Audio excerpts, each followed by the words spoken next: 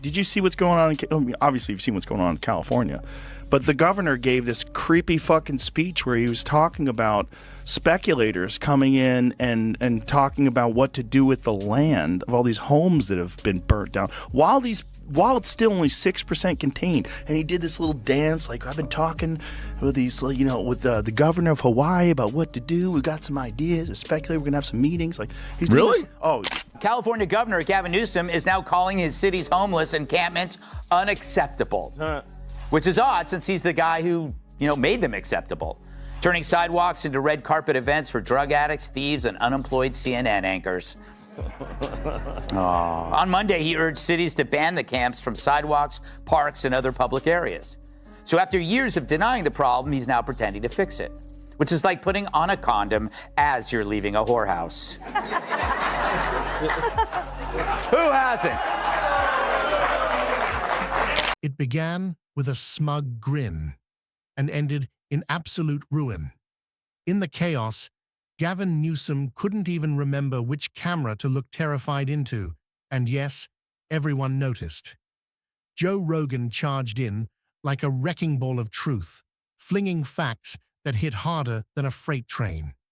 Then Greg Gutfeld followed, slicing through the moment with punchlines sharper than California's tax spikes. What came next wasn't just a takedown, it was a televised implosion, a slow-motion disaster that left nothing standing. Even Newsom's cement-thick hair gel didn't make it out alive. This wasn't an interview, it was a spectacular meltdown broadcast for the world to see. Nobody wants President Newsom either. Nobody believes in that guy. That guy's a fucking con man. Everything he did in California, from trying to mandate vaccines for kids to being caught public without a mask and lying about the fact that he was outdoors. Yeah. Nobody believes in that guy. He's just a politician. Just a stone-cold, narrative-driven politician. Nobody thinks he's a real human. Whether you like Trump or not, whether you think he's corrupt or not, that's a human being. You know what that guy is. Same thing with RFK Jr. Whether you believe that he's correct about vaccines or whether you believe his policies would be effective, and that's a human being. With Newsom, you got like this construct, this cardboard cutout of a person. I don't think people want that, but they might want it more than they want President Trump. Cut to Gavin Newsom. The camera zooms in like his hairline's preparing to sign a peace treaty with an expensive bottle of conditioner. He's frozen at the podium, radiating that signature confidence of a man convinced the planet spins just to replay his speeches. And then, boom, the voiceover hits like thunder, dipped in sarcasm, shaking the room. The moment Rogan and Gutfeld locked onto California's so-called sparkle prince, the tone shifted from conversation to carnage. What followed wasn't a debate. It was a luxury-suited demolition derby, a polished wrecking ball, smashing right through Newsom's perfectly varnished political facade. But Kennedy, I think the answer is yes, yes, yes, yes, yes, yes, yes, yes, yes. Was it because of Israel? Yes. Interest rates? Yes. Too woke? Yes. It's like every bad policy that trickled up to the White House during the Biden administration started in California. That state is responsible for the worst politicians in modern history. And he is at the top of the list, and there are some ignoramuses on that list. Before we go deeper, hit that like button and subscribe. Now let's talk about Gavin. The man enters every room like it's a red carpet premiere titled Big Government, the Fashion Edition. He's perfected the politician's sacred trifecta, that blinding toothpaste ad smile, those carefully rehearsed sound bites, and a leadership style that freezes faster than a buffering live stream. He's the golden poster child of modern progressivism. Charming, camera-ready, and tossing out climate slogans like confetti. You can almost picture him carrying a wallet stitched from recycled applause. But when the gloss fades and the cameras stop rolling, what's really there? Just glitter, ego, and a performance polished enough to blind you, but empty enough to echo, and let's not even begin with his climate sermons. Gavin's got enough eco promises to stock an entire Whole Foods aisle Yet California's power grid faints at the first whisper of wind. Go electric, they say. Then in the same breath, warn citizens not to charge their cars between 4 and 9 p.m. because the sun apparently decided to clock out early. Or their houses have been burned, all their childhood memorabilia, all the stuff for their kids, the photos, the fucking everything they have is gone. All heirlooms, you know, their mother's wedding ring, that kind of shit. Everything's burnt to the ground. And this guy's like standing in front of all this stuff, and he's got a smile on his face, and he's talking about land use. The development plans. Watch this. The irony couldn't be louder. They ban gas stoves while half the state's cooking dinner by flashlight. This isn't policy, it's performance art in solar packaging. A tragicomic play where everyone's stumbling through darkness, clapping for progress that never quite shows up. He didn't just leave California, he escaped. Like a man spotting a glitch in the matrix and sprinting for the emergency exit. And honestly, who could blame him? When your so-called paradise starts resembling a post-apocalyptic video game, even a sauna-loving, elk-hunting powerhouse like Joe Rogan knows it's time to bail. He hit the gas, flew down Interstate 10, and never looked back, trading smog for Texas skies and scripts for freedom. It was the political equivalent of a UFC champ tossing out kale and grabbing a steak. And Rogan didn't sneak off quietly either. He took the loudest mic on earth, the Joe Rogan Experience, a digital juggernaut with over 100 million listeners and an algorithm that keeps CNN up at night. His secret weapon? No filters, just fire. And nothing ignited that flame faster than Newsom's lockdown logic. While Gavin sipped wine like the apocalypse had RSVP'd, Rogan torched the hypocrisy so thoroughly, the French Laundry practically wilted from shame. And he's the guy who thinks he's going to run for president when, you know, so much of the state is absolutely unlivable. And so every project that he's championed, he's now trying to demonize conveniently. And people are not that dumb. Like, people have been through it in his state. They are sick of him. They want him to leave. And maybe that's why so many people around him are like, you should totally run for president. So he gets out of the state. Yes. Move away. Tyrus, did he leave out anything? And Rogan didn't ride solo. He rolled in with an army. Doctors, economists, and comedians armed with PhDs in sarcasm, all united to expose a spectacle that was impossible to ignore.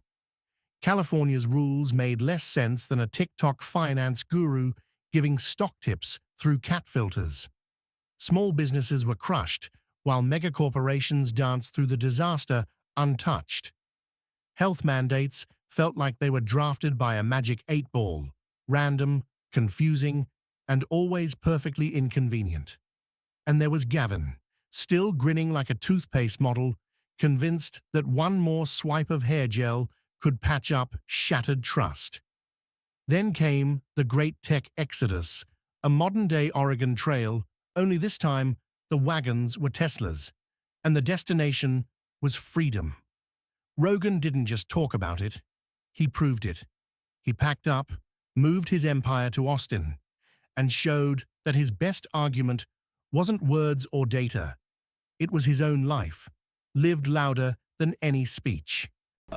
Down in Hawaii, you had some ideas around some land use concerns he has around speculators coming in, buying up properties, and the like. So we're already working with our legal teams to move those things forward, and we'll be presenting those in a matter of days, not just weeks. With a big smile on his face. Look at the little wiggle he does with his shoulders. Speculator, watch this. Talking to Josh. Look at this little wiggle. It's excited about the possibilities of speculators coming in. And he's saying, we're move forward. We're going to move forward on that. These people lost their homes. A lot of those people don't even have fire insurance because the fire insurance pulled out of California. I think like 69% of fire insurance pulled out of California because they're like, this is too crazy. Like, you guys aren't doing jack shit to manage this. You're not clearing the brush. He didn't need to shout or wave his arms. He just leaned into the mic and said what everyone else had been too polite to admit. This isn't working. And that's when Greg Gutfeld stormed in, like a caffeine-fueled raccoon with a PhD in mockery and a laser pointer for hypocrisy. Gutfeld doesn't scream, he dissects. Every word is a grin disguised as a punch. Every line a jab sharp enough to curdle almond milk. He's a 5-star takedown artist, slick hair, ruthless wit, and timing so precise it feels premeditated. Then came the knockout. Gutfeld glanced at Gavin's flawless glow and dropped the truth bomb everyone else had been whispering. The guy looks like a cologne ad, but Gavin's like he's blindfolded in SimCity. With that, he ripped the facade clean off. Behind the magazine's smile, Governor, were tent cities, shuttered stores, and juice bars barely clinging to life. Dystopia with a yoga mat. Yet there was Gavin, still beaming like he'd solved homelessness with scented candles and motivational posters. So, while Californians have lost their homes and they're still suffering from the devastation, what does Gavin Newsom decide to do? Well, now is apparently the perfect time to try and boost his popularity and essentially promote himself. He's launched a podcast. I'll play you the trailer in just a moment, but take notice. Does the trailer that he shared with the world on X, does it even mention the most horrific fire catastrophe that occurred under his leadership, partly as a result of the decisions he was making, like cutting fire prevention? No, this is his chance to talk about his image, insisting that he's no ordinary politician. But Gutfeld wasn't finished polishing punches. He went straight for the jugular. His real target, the media's absurd obsession with Gavin Newsom. Legacy outlets treat him like JFK 2.0, only with whiter teeth and a designer tote bag. Beneath that glow, though, lies chaos, dipped in bronzer. Gutfeld's takedowns weren't just jokes, they landed like artillery shells. He ripped apart glowing headlines about Gavin's bold leadership, while ordinary Californians were drowning in gas bills, sky-high rent, and grocery prices that looked like ransom notes. Families were rationing milk, while magazines swooned over his so-called visionary aura. Then came the climate farce. Gutfeld let loose like a truth sniper running on espresso, shredding through buzzwords like carbon equity and solar dreams. It all sounds heroic, until you ask one question: who's paying for it? While citizens sat in darkness, bureaucrats cruised in hybrids like extras in a futuristic car commercial. Charging stations, mostly mythological. Gutfeld didn't just criticize, he dismantled the illusion. This wasn't environmental leadership. It was influencer politics staged for the perfect Instagram caption. About anything? I think there's about 100 other reasons too. Well, you can't, it's not his words when he speaks. Yeah. You have to watch him closely. And some genius decided not to film him any lower than the shoulder. Yes, did you? Yes. So what did he do? You couldn't see the hands. No, but he sent Morse code. Yes. Go back and watch it. Look at the blinking. Blink, look. Meet me at the house. Like, he's blinking. He's sending, I'm getting there. Hey, just so you know, I'm not wearing pants. Then came the knockout blow. Gavin's White House fantasy. Whispers of 2028 swirl around him like incense at a yoga retreat. But Gutfeld wasn't fooled for a second. He torched the idea that a man who can't manage one state could somehow run an entire nation. He's running all right, Gutfeld fired back, but it's from accountability, not for president. The punchlines wrote themselves. Newsom's Oval Office dream? It's like trying to franchise a restaurant that's already failed 3 health inspections. Shiny sign out front, but the kitchen's a biohazard, the freezer's busted, and the Yelp reviews are 5-alarm fires. Gutfeld didn't just mock it, he detonated it. Every line landed like a truth grenade, so precise that even Gavin's PR team couldn't spin the smoke. And then came the tag team nobody saw coming, Joe Rogan and Greg Gutfeld. two verbal wrecking balls smashing the same illusion. Rogan brought the receipts. Gutfeld brought the flames. And together, they proved Newsom's leadership doesn't just miss the mark, it deletes the entire target. When Gavin Newsom talks about California, he's like, I'm very big on California, very bullish on California. Hey, they're all moving. The only reason why they don't move is because it's too difficult to move. It's too expensive to leave versus all the bullshit with all the permits and all that. It's too expensive. Believe that he's correct about vaccines or whether you believe his policies would be effective. And that's a human being. With Newsom, you've got like this construct, this cardboard cutout of a person. I don't think people want that, but they might want it more than they want President Trump. Runs for national office, he acts like a Republican. This is where the left is really pro-trans. Suddenly, they grow balls. He didn't shout, didn't wave his arms, didn't lose control. Rogan simply spoke, in that calm, deliberate tone that somehow hits harder than rage ever could. People are leaving, businesses are fleeing, homelessness is exploding. I moved for a reason. His words landed like a velvet-wrapped sledgehammer, quiet but devastating.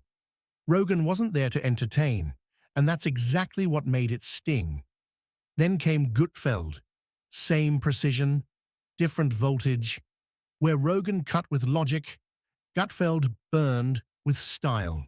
He read the government's narrative like a stand-up comedian, forced to perform the world's worst script, every line oozing disbelief. Rogan spoke to the thinkers, the ones hungry for proof and patterns. Gutfeld spoke to the skeptics, the audience that stopped trusting headlines the moment slogans replaced sense. Rogan's fans shared data and clips.